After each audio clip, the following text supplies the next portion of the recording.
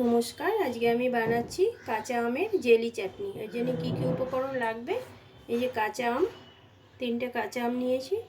এটা খোসাটা ছাড়িয়ে জলে ভিজিয়ে রেখেছিলাম কষটা বেরিয়ে যাওয়ার জন্য। এটাকে এখন আমি এই গ্রেটারের সাহায্যে ঘষে নেব।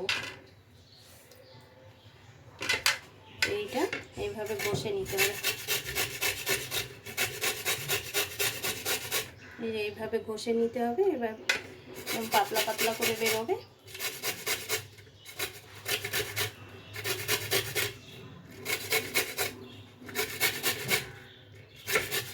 এভাবে সব আমি আমগুলো ঘষে নেব।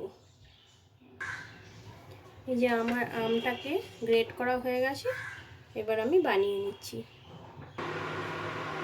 কড়াটা গরম হয়ে গেছে, এর মধ্যে আমি 5 ফোড়নটা একটু ভেজে নেব।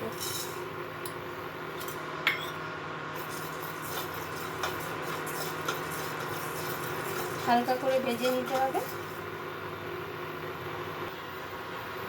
5 ফোড়নটা ভাজা হয়ে গেছে, এবার আমি ঠান্ডা করে মিক্সিতে পিষে নেব। তার আগে আমি কড়াইতে এই গ্রেট করা আমটা দিয়ে দেব।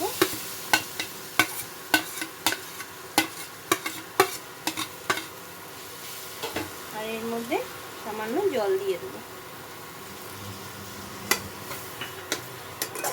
এটার মধ্যে কোনো তেল লাগবে না। জল দিয়ে এটাকে একটু ভালো মতো সেদ্ধ করে নেব।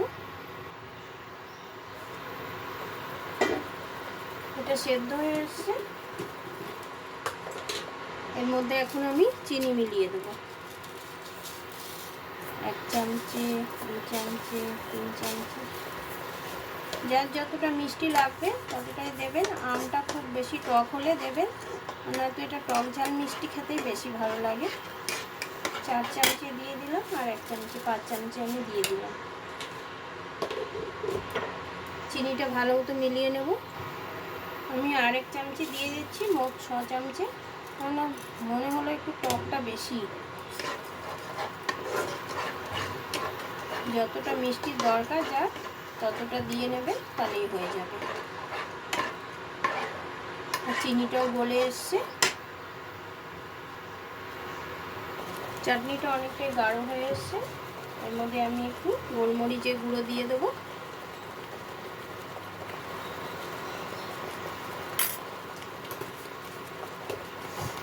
আর এটার মধ্যে চিলি ফ্লেক্স দিয়ে দিলাম।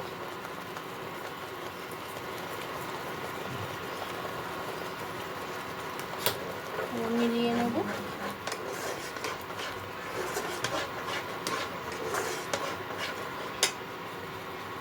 এর মধ্যে এখন আমি শুকনো খোলায় যে 5 ফোড়নটা ভেজে রেখেছিলাম, 5 ফোড়ন গুঁড়োটা এতটা দিয়ে দিচ্ছি। দিয়ে এটাও মিলিয়ে নিচ্ছি।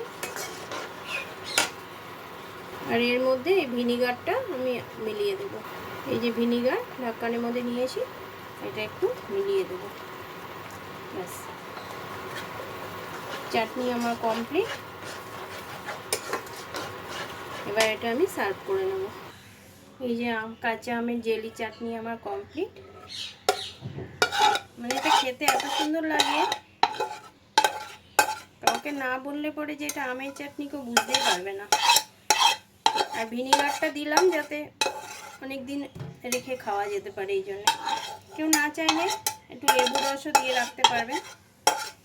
ভিনিগারটা দিলে পরে অনেক দিন থাকে। এই যে আমার চাটনি কমপ্লিট। যদি ভালো লাগে তো একটা লাইক করে দেবে।